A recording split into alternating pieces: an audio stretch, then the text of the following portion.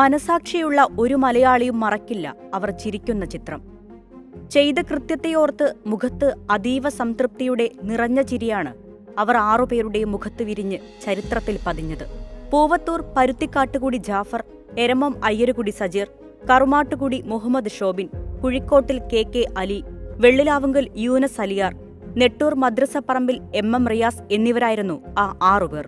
Thodupuzha Newman കോളേജിലെ professor TJ ജോസഫിന്റെ കൈവെട്ടിയ കേസിലെ പ്രതികൾ. 2015 മെയ് 8-ന് 8 വർഷം കോടതി തടവിന് ശിക്ഷിച്ച അവർ കോടതി മുറിയിൽ നിന്ന് ഇറങ്ങി വന്ന ദൃശ്യമായിരുന്നു കേരളം അന്നു കണ്ടത്. ആ ചിരിക്കൂട്ടത്തിൽ അന്ന് പെടാതിരുന്ന ഏഴാമൻ ഇന്ന് പിടിയിലായിരിക്കുകയാണ്. മഴുകൊണ്ട് കൈവെട്ടിയ സവാദ്. വർഷം 2010 ജൂലൈ 4. വിവാദ ചോദ്യപേപ്പർ വിഷയത്തിൽ പത്രദൃശ്യ മാധ്യമ വാർത്തകൾ കണ്ട് നാടുണരുന്ന ദിവസങ്ങൾ. ഏത് നിമിഷവും എന്തും സംഭവിക്കാമെന്ന സത്യം മനസ്സിലാക്കിയാണ് അന്ന് TJ ജോസഫും തൊടുപുഴയിലെ വീട്ടിൽ ഉറക്കമുണരുന്നത്. പുറത്ത് അത്യാവശ്യം മഴ കനക്കുന്നു. ദിവസങ്ങൾക്ക് മുൻപ് കൈവിട്ടുപോയ സ്വസ്ഥത എന്നേക്കുമായി പോകരുതേ എന്ന ആഗ്രഹത്താൽ കൂടി എവിടെ നിന്നോ കടമെടുത്ത ആത്മവിശ്വാസവും പേറി അന്ന് ജോസഫും പള്ളിയിൽ പോകാൻ തയ്യാറായി. അമ്മയ്ക്കും സഹോദരിക്കുമൊപ്പം മൂവാറ്റുപുഴ നിർമ്മലമാത പള്ളിയിലേക്കിറങ്ങുമ്പോൾ ഭാര്യ സലോമി അടുക്കളയിൽ പ്രാതൽ തയ്യാറാക്കുന്ന തിരക്കിലായിരുന്നു.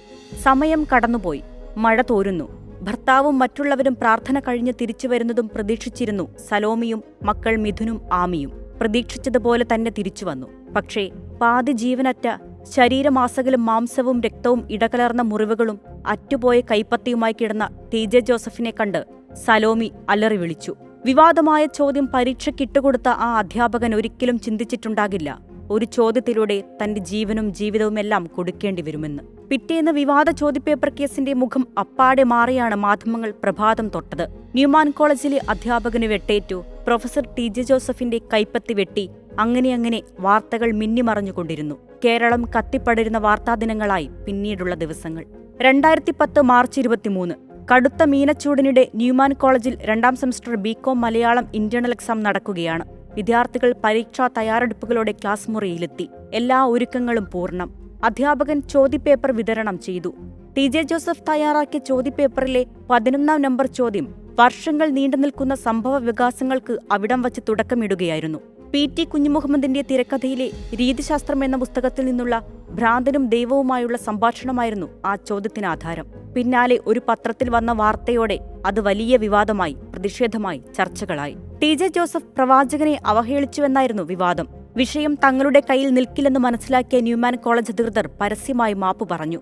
TJ ജോസഫിനെ സർവീസിൽ നിന്ന് സസ്പെൻഡ് ചെയ്തു. മതനിന്ദാക്കുറ്റം ചുമത്തി പോലീസ് കേസെടുത്തു. TJ ജോസഫ് ഒളിവിൽ പോയി. പ്രൊഫസറെ കിട്ടാതെ വന്നതോടെ 22-കാരനായ മകൻ മിഥുനെ സ്വമേധയാ കസ്റ്റഡിയിലെടുത്തു പോലീസ്. നാട് മുഴുവൻ തനിക്കും കുടുംബത്തിനുമെതിരെ തിരിഞ്ഞതോടെ മറ്റൊരു വഴിയുമില്ലെന്ന് തിരിച്ചറിഞ്ഞ ജോസഫ് 6 ദിവസങ്ങൾക്ക് ശേഷം പോലീസിനു മുന്നിൽ കീഴടങ്ങി, അറസ്റ്റിലായി. ആദ്യഘട്ട വിചാരണ നേരിട്ട 37 പേരിൽ 11 പേരെ നേരത്തെ കോടതി ശിക്ഷിക്കുകയും 26 പേരെ വെറുതെ വിടുകയും ചെയ്തിരുന്നു.